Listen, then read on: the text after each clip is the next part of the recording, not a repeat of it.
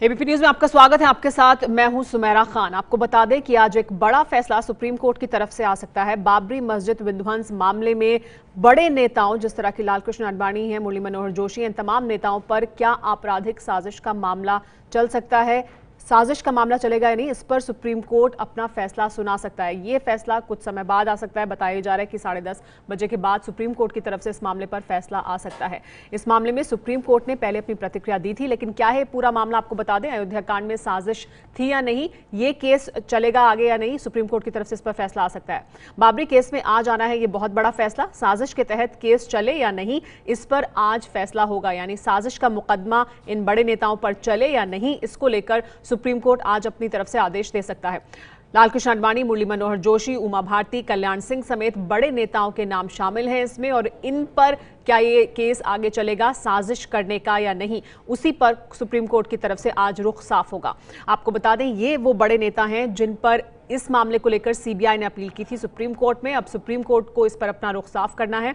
हमारे साथ ABP news संवाददाता निपुण सहगल जुड़ गए। सबसे पहले तो निपुण से जानते हैं, निपुण कितने बजे तक ये फैसला आ सकता है सुप्रीम कोर्ट में आज?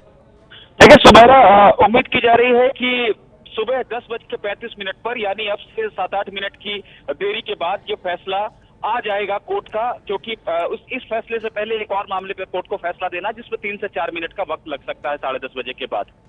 निपुण, कोर्ट की तरफ से पहले जो रुख अपना सामने रखा गया था उसमें कहा गया था कि वो ऐसा कर सकते हैं, अपने अधिकार का इस्तेमाल कर सकते हैं, वापस जो अलग अलग किए गए थे मामले उनको एक बार फिर जो आपराधिक मामला चलाने का मामला है उसको सुन सकते हैं और जल्दी जल्दी सुनवाई की जा सकती है, त्वरित सुनवाई की जा सकती है, 2 साल में इस मामले को निपटाया जा सकता है। तो रुख काफी हद तक सुप्रीम कोर्ट की तरफ से पिछली बार सख्त किया गया था इस मामले पर।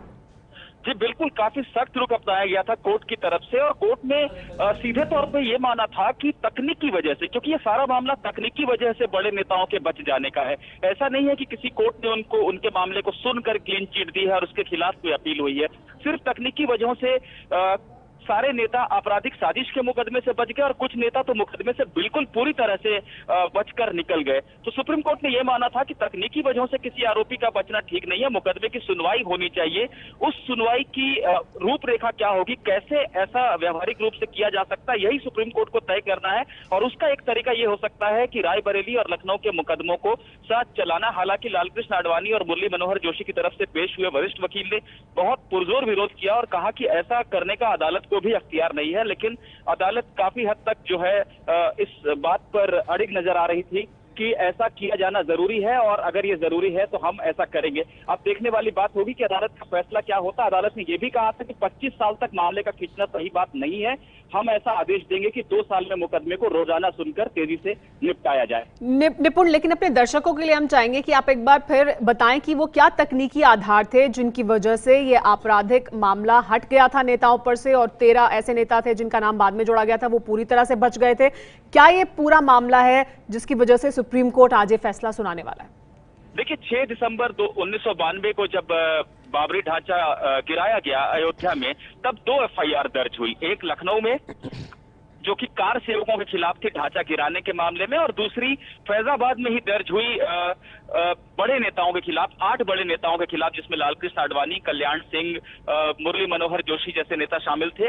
वो भड़काऊ भाषण देने की एफआईआर थी। बाद में दोनों एफआईआर को एक साथ जोड़ दिया गया और उसकी सुनवाई लखनऊ में की जाने लगी।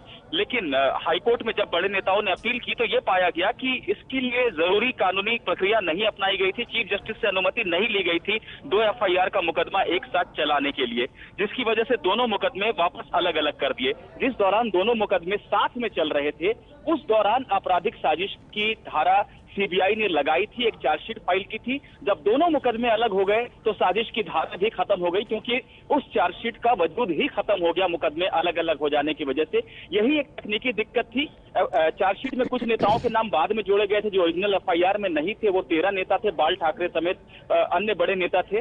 वो मुकदमे से पूरी तरह से बच गए, और जो नेता जिन पर भड़काऊ भाषण देने का मुकदमा चल रहा था रायबरेली में, वापस उन पर भड़काऊ भाषण देने का मुकदमा चलने लगा, लेकिन साजिश की धारा उनके ऊपर से भी हट गई। तो 13 + 8 21 नेताओं का भविष्य आज सुप्रीम कोर्ट में तय होना। हालांकि इसमें से बहुत सारे नेता अब इस दुनिया में नहीं है, तो जाहिर सी बात है वो मुकदमे से बच जाते हैं। जी हाँ, तो निपुण जैसे कि जानकारी दे रहे थे कि तकनीकी आधार को वजह नहीं बनाया जा सकता है, सुप्रीम कोर्ट की तरफ से कहा गया था पहले। आज सुप्रीम कोर्ट को हालांकि इस पूरे मामले पर अपना फैसला सुनाना है कि क्या होगा इस मामले में, क्या साजिश का मुकदमा चलेगा या नहीं इन नेताओं पर, क्योंकि सुप्रीम कोर्ट ने रुख अपना साफ किया था इस पर। सुप्रीम कोर्ट ने यह भी कहा था कि 25 साल तक ये पूरा मामला खिंचा है, तो इस मामले में जल्दी सुनवाई होनी चाहिए, 2 साल में इस मामले पर फैसला आ जाना चाहिए। ये पूरा मामला क्या है, आपको ये हम एक बार फिर से बता देते हैं। अयोध्या कांड में साजिश है या नहीं, ये मुकदमा चलना है या नहीं, इस पर फैसला आएगा। बीजेपी के बड़े नेताओं को लेकर आज ये बड़ा फैसला आ सकता है सुप्रीम कोर्ट की तरफ से। बड़े नेता जैसे लाल कृष्ण आडवाणी, मुरली मनोहर जोशी, उमा भारती, कल्याण सिंह, विनय कटियार, ये तमाम लोग हैं जिनको लेकर ये फैसला आएगा सुप्रीम कोर्ट की तरफ से। आपको बता दें पूरा विवाद क्या है। 6 दिसंबर 1992 को अयोध्या में विवादित ढांचा गिराया गया था बाबरी मस्जिद का, और उसके बाद एफआईआर दर्ज हुई थी। विवादित ढांचा गिरने पर 2 केस दर्ज किए गए थे, यानी 2 एफआईआर दर्ज हुई थी। एक एफआईआर आपको बता दें लखनऊ में दर्ज हुई थी और दूसरी एफआईआर फैजाबाद में, जो बाद में रायबरेली शिफ्ट कर दी गई, दर्ज की गई थी। यानी ये 2 केस अलग अलग जगह पर दर्ज किए गए थे। लखनऊ में कार सेवकों के खिलाफ केस था, लेकिन जो रायबरेली में केस था वो बीजेपी के बड़े नेताओं के खिलाफ केस था, और साजिश का मुकदमा भी इसमें शामिल था इन नेताओं के खिलाफ, जो रायबरेली में केस दर्ज किया गया। लखनऊ में अज्ञात कार सेवकों के खिलाफ केस दर्ज हुआ था। ये 2 मामले अलग अलग चल रहे थे, लेकिन उसके बाद इन दोनों मामलों को मिलाकर लखनऊ कोर्ट में शिफ्ट कर दिया गया। बीजेपी नेताओं पर सीबीआई ने साजिश के सबूत पाए थे। सीबीआई ने अपनी चार्जशीट भी दाखिल की थी। सीबीआई ने लखनऊ और रायबरेली के मामलों पर साझा चार्जशीट दाखिल की थी लखनऊ कोर्ट में। इलाहाबाद हाईकोर्ट ने लेकिन बिना इजाजत केस लखनऊ ट्रांसफर करने पर सवाल उठाए थे। उन्होंने कहा था कि इसकी इजाजत ली जानी चाहिए थी, जो नहीं ली गई, और ये तकनीकी आधार था जिसको माना हाईकोर्ट ने कि गलत किया गया। इसके बाद सीबीआई ने सुप्रीम कोर्ट में अपील की हाईकोर्ट के फैसले के खिलाफ, लेकिन सुप्रीम कोर्ट ने भी इस बात को, जो इलाहाबाद हाईकोर्ट की तरफ से फैसला सुनाया गया था, तकनीकी आधार मानकर उसे सही माना था। तो ये पूरा मामला है। उसके बाद वापस ये दोनों केस अपनी अपनी जगह पर चले गए, यानी वापस केस रायबरेली ट्रांसफर हो गया।